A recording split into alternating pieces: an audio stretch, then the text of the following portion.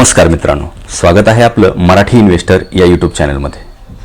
मित्रांनो, माझ्या अनेक मित्रांनी मला प्रश्न विचारले की सर, शेअर म्हणजे काय, शेअर मार्केट म्हणजे काय, या शेअर मार्केटमध्ये पैसे कसे गुंतवायचे, गुंतवलेले पैसे बुडणार तर नाहीत, शेअर मार्केटमध्ये कोणते कोणते धोके आहेत, गुंतवलेल्या पैशातून मला किती टक्के रिटर्न्स मिळतील आणि किती वर्षात मिळतील, असे अनेक प्रश्न त्यांच्या मनामध्ये होते.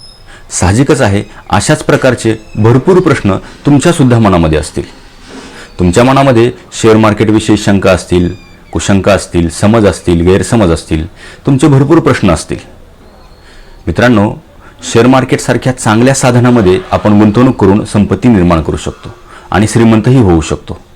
मी जेव्हा सर्च केलं तेव्हा माझ्या असं लक्षात आलं की अमेरिकेमध्ये तिथले 50% लोक हे शेअर बाजारात इन्व्हेस्ट करतात.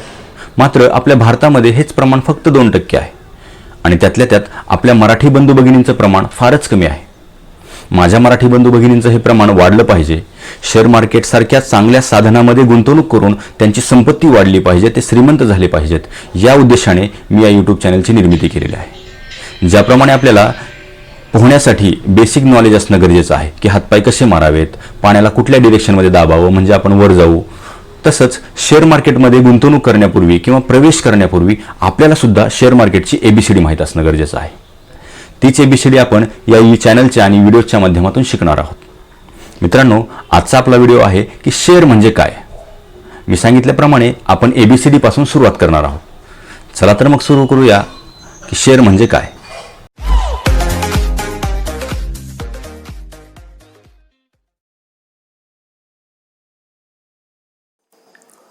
मित्रांनो, समजा सूरजला एक बिस्किट कंपनी सुरू करायची आहे व त्यासाठी त्याला 1,00,000 रुपये भांडवल लागणार आहे. परंतु त्याच्याकडे 50,000 रुपयेच आहेत. उर्वरित 50,000 रुपये भांडवल उभे करण्यासाठी त्याच्याकडे 4 पर्याय आहेत. पहिला पर्याय म्हणजे मित्रांकडून किंवा नातेवाईकांकडून पैसे घेणे. दुसरा पर्याय 50,000 रुपये बँकेकडून कर्जाने घेणे. तिसरा पर्याय व्हेंचर कॅपिटलिस्टकडून पैसे घेणे.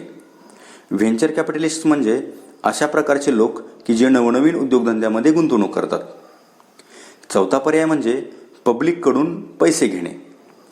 पहिल्या पर्यायामध्ये सूरज मित्रांकडून किंवा नातेवाईकांकडून उसने किंवा व्याजाने पैसे घेऊ शकतो. त्यांच्याकडून पैसे घेतल्यामुळे सूरजला त्याच्या कंपनीमध्ये होणारा नफा मित्रांना किंवा नातेवाईकांना वाटावा लागणार नाही. दुसऱ्या पर्यायामध्ये सूरजने बँकेकडून कर्ज स्वरूपात 50,000 रुपये घेतले तर बँकेला व्याज द्यावे लागेल, मात्र कंपनीला होणारा नफा बँकेला द्यावा लागणार नाही. तिसऱ्या पर्यायामध्ये सूरजने व्हेंचर कॅपिटलिस्टकडून भांडवल घेतले तर त्यांना व्याज तर द्यावेच लागेल, सोबतच कंपनीला होणारा नफा सुद्धा त्यांना वाटावा लागेल. चौथ्या पर्यायामध्ये सूरजने जनतेकडून 50,000 रुपये घेतले तर सूरजला जनतेला व्याज द्यावे लागत नाही, मात्र कंपनीला नफा झाला तर जनतेमध्ये तो नफा लाभांशाच्या रूपाने वाटावा लागेल. पब्लिक सूरजला भांडवल उभे करण्यासाठी पैसे देईल, परंतु सूरज त्या बदल्यात पब्लिकला काय देईल?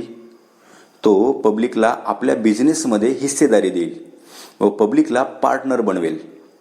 आता पाहूया सूरज पब्लिकला त्याच्या कंपनीमध्ये पैशांच्या बदल्यात हिस्सेदारी कशी देईल. सूरज जेव्हा पब्लिककडून पैसे घेऊन भांडवल उभे करण्याचा निर्णय घेतो तेव्हा तो त्याच्या कंपनीचे 100 समान भाग करेल. सूरजच्या बिस्किट कंपनीचे एकूण मूल्य 1,00,000 रुपये आहे. म्हणून 1,00,000चे जेव्हा 100 समान भाग तो करेल तेव्हा एका भागाची किंमत 1,000 रुपये असेल. या एका भागालाच इंग्रजीमध्ये शेअर म्हणतात. सूरज या कंपनीमध्ये 50,000 रुपये गुंतवणार असल्याने त्याच्याकडे या बिस्किट कंपनीचे 50 भाग राहतील व उरलेले 50 भाग तो 1,000 रुपये प्रति भाग म्हणजेच प्रति शेअर प्रमाणे पब्लिकला विकेल. तुम्ही सूरजकडून त्याच्या बिस्किट कंपनीचा एक भाग म्हणजेच एक शेअर घेणार व त्या बदल्यात तुम्ही त्याला 1,000 रुपये देणार. तुम्हाला प्रश्न पडला असेल की सूरजच्या बिस्किट कंपनीचा भाग म्हणजेच शेअर घेऊन तुम्हाला काय फायदा होईल? मित्रांनो, जेव्हा सूरजची बिस्किट कंपनी बिस्किट विकून नफा कमावेल तेव्हा त्या नफ्याचे 100 समान भाग होतील व ज्यांनी ज्यांनी सूरजच्या कंपनीचे शेअर घेतले त्यांना नफ्यामधून समान वाटा मिळेल. उदाहरण घेऊन आपण ही गोष्ट समजून घेऊ. समजा सूरजच्या बिस्किट कंपनीने एका वर्षात 10,000 रुपये नफा कमावला, तेव्हा या नफ्याचे 100 समान भाग होतील. एक भाग बरोबर 100 रुपये नफा. सूरजकडे या कंपनीचे 50 भाग असल्यामुळे 50 गुणिले 100 बरोबर 5,000 रुपये सूरजला मिळतील. अशा प्रकारे कंपनीचे मालक लाभांश वाटून स्वतःला पैसे घेतात.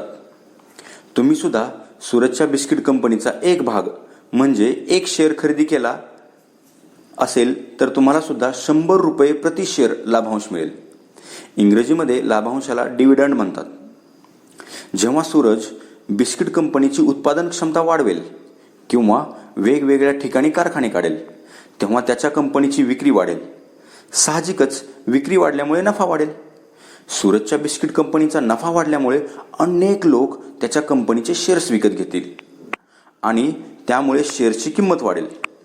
तुम्ही 1,000 रुपये घेतलेला शेअर 2 वर्षांमध्ये 2,000 रुपयावर गेला तर तुम्हाला 1,000 रुपये नफा होईल. म्हणजेच 1,000 रुपयांचा एक शेअर तुम्ही विकत घेतला व तुम्हाला 2 वर्षानंतर 1,000 रुपये नफा झाला. त्याचबरोबर वेळोवेळी तुम्हाला लाभांश म्हणजेच डिव्हिडंडच्या रूपात कंपनीला झालेल्या नफ्यामधून वाटासुद्धा मिळाला. आणखीन खोलात जाऊन ही शेअर्सची खरेदी विक्री कशी चालते ते आपण पाहूया.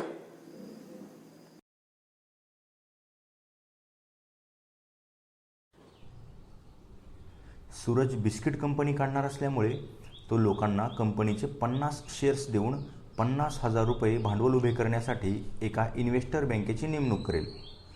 आता ही बँक सूरजसोबत चर्चा करेल, जसे की किती रुपये भांडवल उभे करायचे आहे, भविष्यात कंपनीची मिळकत किती होईल, कंपनीची आर्थिक स्थिती कशी आहे, कंपनीकडे आवश्यक कायदेशीर प्रमाणपत्रे आहेत का, अशा स्वरूपाची इतर आवश्यक माहिती इन्व्हेस्टर बँक तपासेल व एका शेअरची किंमत किती असावी हे ठरवेल.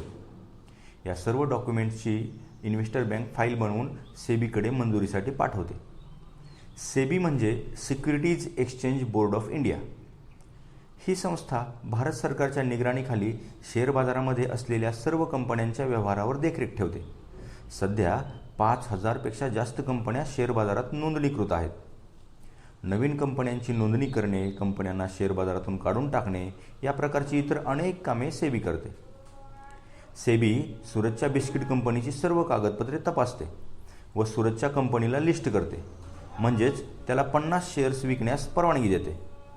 वास्तविक पाहता करोडो शेअर्स विकले जातात, परंतु उदाहरणासाठी मी या ठिकाणी 50 शेअर्स घेतले आहेत.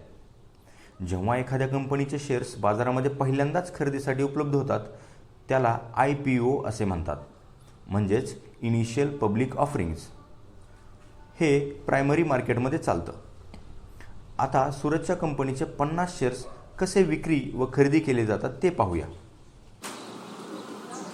सूरजच्या बिस्किट कंपनीला सेबीने 50 शेअर्स विकण्याची परवानगी दिल्यानंतर ते शेअर्स विकण्यासाठी आपल्याला आपल्या देशामध्ये 2 बाजार आहेत. पहिला आहे BSE म्हणजेच बॉम्बे स्टॉक एक्सचेंज, जो 1979 साली सुरू झाला. दुसरा आहे NSE म्हणजेच नॅशनल स्टॉक एक्सचेंज. दोन्ही बाजारांची मुख्यालये मुंबई येथे आहेत. BSE मध्ये 5,000 पेक्षा जास्त कंपन्या लिस्टेड आहेत, तर NSE मध्ये 1,600 पेक्षा जास्त कंपन्या नोंदणीकृत आहेत. ज्याप्रमाणे आपण भाजीपाला खरेदी विक्री करण्यासाठी मंडई किंवा बाजारामध्ये जातो, त्याचप्रमाणे लोकांना शेअर्स खरेदी अथवा विक्री करण्यासाठी NSE किंवा BSE कडे जावे लागेल. इंटरनेट येण्यापूर्वी शेअर्स खरेदी विक्री करण्यासाठी BSE कार्यालयात प्रत्यक्ष जावं लागायचं. आज मात्र आपण बसल्या ठिकाणी शेअर्स खरेदी विक्री करू शकतो. मात्र आपण डायरेक्ट NSE किंवा BSE कडून शेअर्स विकत घेऊ शकत नाही, तर यासाठी मध्यस्थ, दलाल म्हणजेच ब्रोकरेज फर्म्स असतात. या दलालामार्फतच आपल्याला शेअर खरेदी विक्री करावे लागतात. या दलालांना DP म्हणतात. त्यांच्याकडे आपल्याला ट्रेडिंग व डीमॅट अकाउंट काढावे लागते. मोबाईलवर डीमॅट अकाउंट कसे काढावे यावर मी वेगळा व्हिडिओ बनवेन. 010, angel broking, Upstox, Sharekhan, 5 Paisa असे प्रसिद्ध ब्रोकर्स आहेत की जे तुम्हाला डीमॅट व ट्रेडिंग दोन्ही अकाउंट काढून देतील. हे ब्रोकर्स सेबीकडे रजिस्टर्ड असतात. एकदा ट्रेडिंग व डीमॅट अकाउंट काढले की तुम्ही कंपन्यांच्या शेअरची खरेदी विक्री करू शकता. मित्रांनो, या व्हिडिओमध्ये आपण बघितलं की शेअर म्हणजे काय. मी सांगितल्याप्रमाणे आपण ABCD पासून सुरुवात करणार आहोत. तर आज आपण ABCD ला सुरुवात केलेली आहे. तुम्हाला हा व्हिडिओ कसा वाटला मला नक्की कमेंट करून सांगा. जर व्हिडिओ आवडला असेल तर या व्हिडिओला लाईक करा, चॅनलला सबस्क्राईब करा आणि बेल आयकॉनला क्लिक करायला विसरू नका. मित्रांनो, तुम्हाला कुठल्या विषयावरती व्हिडिओ पाहायला आवडेल हे मला कमेंट बॉक्समध्ये कमेंट करून सांगा, म्हणजे मी त्यावरती व्हिडिओ बनवेन. हा व्हिडिओ बघितल्याबद्दल तुमच्या सर्वांचे मनापासून धन्यवाद.